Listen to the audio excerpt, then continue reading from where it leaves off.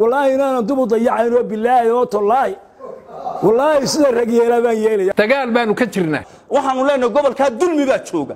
dulmi aan dadka u dhaxay warsan saamaha qaar kamid ah madax dhaqameedka odayaasha iyo waxgaradka mid kamid ah beelaha dega gobolada Togdheer Saaxil iyo Maroodi Jeex oo ka hadlay magaalada Burco xarunta gobolka Togdheer ayaa ka hadlay dil ka dhacay tuulada Xageeyada oo ka tirsan gobolka Togdheer kaasi oo ay sida ay sheegeen ay geysteen ciidanka booliska Somaliland ee gobolka Togdheer waxaana uqaasha iyo waxgaradkani cabasho ballaaran ka muujiyeen gudida nabadgelyada ee gobolka Togdheer kuwaas ay ugu baaqeen in si degdeg ah wax looga qabto dhacdadaasi foosha xun ee ka dhacday deegaanka Xageeyada qoladaas balliga soo ashkataysay balli leeyahay iyaguna aan ka qodeen imaka inta markaan nidhi la sacaanood baan ka diidnay inuu jawaabeen taa la sacaanood yaanu ka diidnay waxa kale noo sheegaysan dadka halkaas oo waxaan gabadha aan cagaf ku aasan biiray inuu jawaabeen qoryaha la laadsaday nin dhintay mid dhaawaca mid waxaan ku leeyahay madanaysay mid ay mariisa ka dhaxbaxday ninka ciidanka watay waxa leeyahay ninka leeyahay waxa khadar baa leeyahay khadar faarax baa leeyahay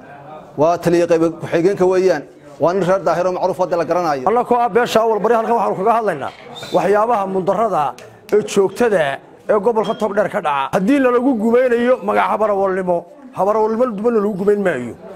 in maalin walba maateeda la soo xasuuqo oo ceelasha maatidu ka cabto maalin walba laga soo aso oo maalin walba halka shaar dawladna lagu xidho waxaan u dulqaadanaa ma waan ka dagaalamayna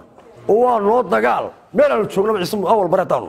dil bareero oo loo soo talagalo lagu soo tashadaybo وما نركي وحسمايس دولدي وحرجنيسو kala garaweynahay dadkaas oo samayska dawladda noo soo qaatay markay labadaan dhintay ku dhacday rasaas nin way qaatay ninna way ka tagay waa la badbaadiyay oo shacabkii iyo maatadii halkii joogtay way badbaadisay ninkii yaalay ee goobta laga tigay ikhtarka adeegana waa la soo gaarsiiyay waxa la qabtay kan balliweyna de goob caafimaad ma markay sidaas dhacday de ninka iyanaga balliweyba nafta kaga baxday waxaana taliyaha qaybta ku xigeenka khadar faarax waxba baryootay mayno waajibkeedaan ka gudan dhacdada noocaas aan ugu dhacday dalkan waxa haysta ninka la yiraahdo Badha Saab Maxamed Cabdillaahi Nafaqo haysta waxa weeyaa Maxamed Cabdillaahi Nafaqo gudida nabadgelyada iyo gobolka isaga u sareeyay waxaanu leenahay reerkan awal bari la yiraahdaa shaarkiisi ayaana lagu gumeeyo lagu laay shaarkiisi baa lagu gumeeyo lagu laay ninkaanu ka cabanayna nin kale maaha waxaanu leenahay waa Maxamed Cabdillaahi Nafaqo qodobka waxaanu leenahay Badha Saabka waa degdeg ninka gobolka lagu bedelo degdeg gobolka lagu bedelo oo cid dhaxadii la doonayo nin cid nabadgelyadu ay soo dabaalanto cid macnaha dhaxa oo dadka taqaano oo macnaha anagu ma diidanin macnaha inaynu dawladda la shaqeyno macnaha laakiin waxaanu leenahay ninkaasu dhinac buu ka reerayay kooxu gacanta ugu jira in waxa dhacayana saa ka masuula waa dhacday ee foosha xun ee dilka waxishnimada ee dhacday cidii amarka bixisay haduu bixiyana isagoo ay socday hadaanu bixinna talaabaha ka qab nin dhaawac culus oo caloosha ka soo dhacdina waa la qaatay burco way soo badbaadinay waxay kala wareegeen balanbaal iyo balliweyn iyo waxay ku afureen meedkiisa waxay ku dul afureen meesha la yiraahdo qoryaal waxay soo laayeen dad shiciba oo soo baxay oo daawanaya oo waxay soo sameeyeen ka xun ayay rasaas la dhax qaadeen dad badan bay laayeen nin dhaawac culus bay qaateen halkii ay badbaadin lahaayeen ay gobolka Togdheer la iman lahaayeen 40 kiiloomitir buu jiray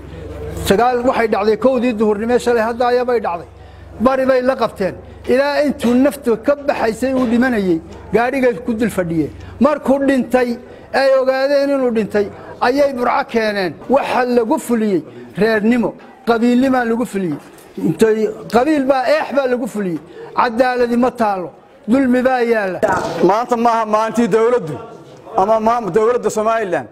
ay balli yar dadku leeyn lahayd maanta maalintii dawladdu ummadda reer Soomaaliya gudaheeda ka kicin lahayd maanta maaha iyadoo la saanood dhibta taaganay aynu ognahay iyadoo dhaawacyadii meel bay yalyaalin iyadoo dhib badan ay haysato in dawladdu ay maanta nabadgelyada u xil saarnay inay maanta iyadu bilowdo kacdoon hor leh oo Soomaaliland bartamaheeda ka bilowdo tirsanaysa ee loo geystay awal bari waxyaabo hore badan ay hibanaysay oo xaq darro ah oo dulmi ah oo in badan aan u samirnay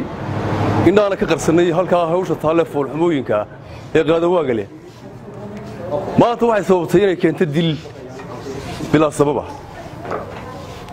iyo weerar caddaan joogsi oo shuftayna dilka ka dhacay magaalada xangeeyada shalayto labadii duhurnimo waa dil aad u foolxun wey waa dil aan la qaadan karin wey waa dil laba geeriyooda wey waa dil ka baxsan islaamnimada iyo heer xukuumadeedba balligan yar ay soo aaseen ee labada balli u dhaxeeya magaalada xangeeyada iyo balliga Cabdulaaram u dhaxeeya ay soo dawayeen qolada Cabdulaaram cidda xukuumaysi waxa weeye degmada qabri gurdu haday tahay mid degmo iyo haday tahay mid magaalada tuulahaan xangeeyada ida la cid gobolka Togdheer uu ka ogeysiyay hawshaas ay fuliyeen ee hawlgalka ee dilka ay ku geysatay midna wax laga ogeysin laba nin ayay dileen kii kale iyaga ayaa qaaday isaga oo hadlaya oo rasaastii ay ku taalo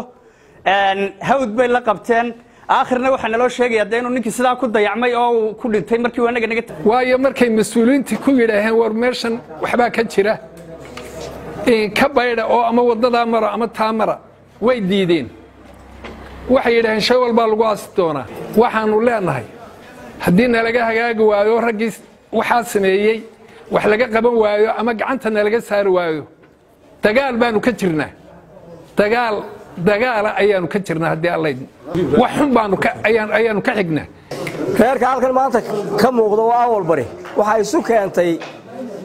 dhibta ka dhacday magaalada xangeeyada shalay ayaa isu keentay waxa ay ku soo ururtay gobolku dilka iyo waajibaadka qaldan uu fuliyay inuu ku sii soconayo arinta markii lagu baxayay haday suldaan tahay haday caaqil tahay haday maxay waanu joogno cidna soo ogeysiyo leeyahay halka waxa dhac ka dhacay ee wax ka qabta ma jirto waxa jiray waxa marka horeba odayaasha looga talaa midna ayaan la ogeysin ayaa jiray waxaana halka laga wadaa in arin aad u foolxun oo aanay Soomaaliland maanta u baahnayn in halkan ka bilaabato gudaha si degdeg ah u bilaabato qoysna isugu bilaabo 25 magaalo sanadii ugu dambeeyay la sameeyay oo koonfurta gobolka Togdheer kama xumin mid walba waa loo saxeexay oo waa loo ogolaaday beeshan aan suldaanka u ahay rag halkan taagan ay ka soo jeedaan hal magaalo may sameyn balli ay cusub ay qodeen ma jiro war waxan dadka looga takooray ee dadkii looga soocay ee loo raadsanayo ee halka nin ku kaajo leeyahay halkan buu ku kaajay leeyahay halkan meel oo waaba la yiraahdo nin jooga oo miskiina oo barkadiisii 3 goor la aasay oo 4 goor la xidhay oo la baaba'saday oo waab hoos fadhiya war goortay khadka ka baxeen ciise muuse Togdheeri iyo awal bare goortuu khadka ka baxay